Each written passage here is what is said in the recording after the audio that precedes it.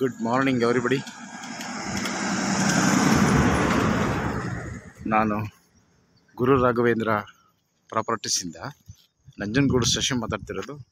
ಇಲ್ಲಿ ಬಸ್ಸು ಹೋಗ್ತಲ್ಲ, ಆದರೆ ಅಲ್ಲಿ ಕಾಣ್ತಿರೋದೆ ಬಸ್ ಸ್ಟಾಪ್. ಅದು ಆ ಬಸ್ ಸ್ಟಾಪಿಂದನೇ ಇಲ್ಲಿಗೆ ಜಸ್ಟ್ ಒಂದು ವಾಕಬಲ್ ಡಿಸ್ಟೆನ್ಸ್, ಒಂದು 20 ಮೀಟ್ರ್ ಆಗುತ್ತೆ. ಈ ಪ್ರಾಪರ್ಟಿ ಬಂದು ಈ ಬಸ್ ರೂಟ್ಗೆ ಅಟ್ಯಾಚ್ ಆಗಿರುವಂಥದ್ದು, ಅಂದರೆ ತಾರ್ ರೋಡ್ಗೆ ಅಟ್ಯಾಚ್ ಆಗಿರುವಂತಹ ಒಂದು ಇದು ವಿಲೇಜ್ ಅಟ್ಯಾಚ್ಡ್ ಪ್ರಾಪರ್ಟಿ. ನೋಡಿ ಎಲೆಕ್ಟ್ರಿಕ್ ಲೈನು ಈ ಲ್ಯಾಂಡ್ ಮುಂದೆನೇ ಇದೆ. ಇದು ಊಟಿ ರೋಡಿಂದ ಒಂದು 8 ಕಿಲೋಮೀಟರ್ ಆಗುತ್ತೆ. This land is near by village.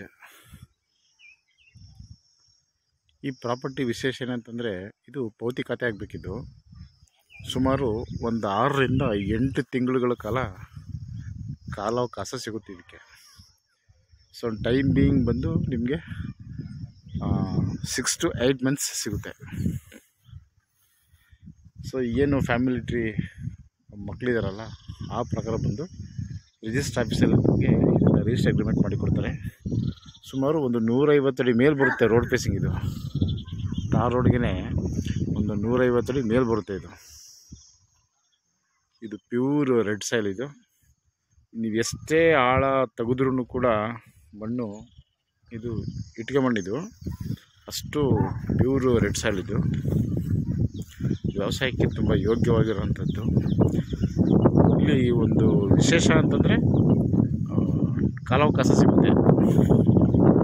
6 ರಿಂದ 8 ತಿಂಗಳ ಕಾಲ ಟೈಮ್ ಸಿಗೋದ್ರಿಂದ ಸೊ ಈ ಪ್ರಾಪರ್ಟಿ ಮಾಡ್ಕೊಳ್ಳೋರಿಗೆ ಪ್ಲಸ್ ಪಾಯಿಂಟ್ ಇದೆ. ಇದು ಮೈಸೂರು ರಿಂಗ್ ರೋಡ್ಗೆ 38 ಕಿಲೋಮೀಟರ್ ಆಗುತ್ತೆ. 38 kilometres from Mysuru ring road and 8 kilometres from Ooty road.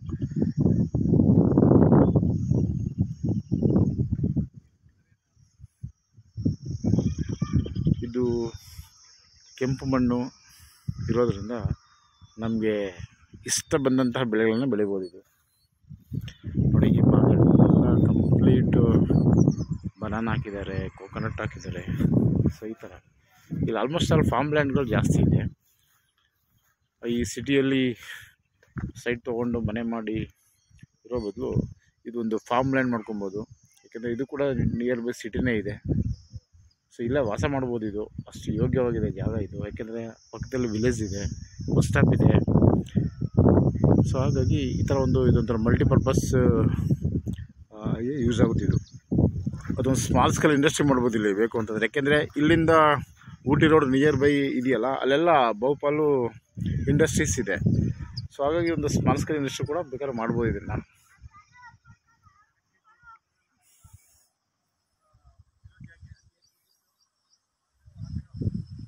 ಇದು 1 ಎಕರೆ 10 ಕುಂಟೆ ಬರುತ್ತೆ.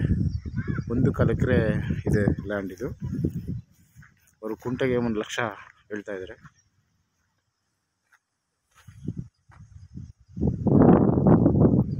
ಕಸ್ಬಾ ಲಿಮಿಟಲ್ಲಿ ಬರುವಂತಹ ಜಾಗ ಇದು. ಜನರಲ್ ಪ್ರಾಪರ್ಟಿ ಇದು,